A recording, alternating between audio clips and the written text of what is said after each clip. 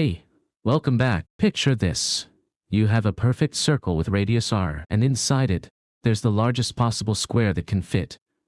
All four vertices touching the circle perfectly. What is the area of that square? Now, most people might think, okay, the diagonal of the square must be the diameter of the circle, and they're absolutely right. The diagonal of the square is exactly 2, because it goes from one point on the circle, straight through the center, to the opposite point.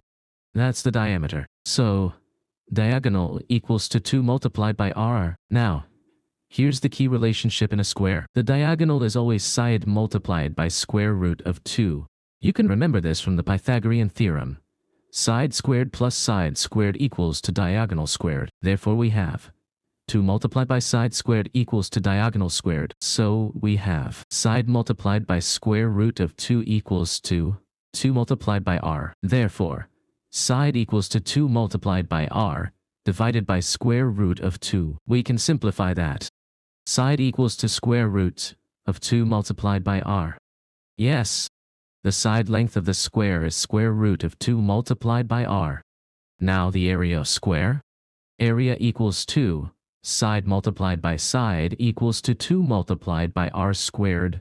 So, the area of the largest square inside a circle of radius r is 2 multiplied by r squared. Area of inscribed square equals to 2 multiplied by r squared.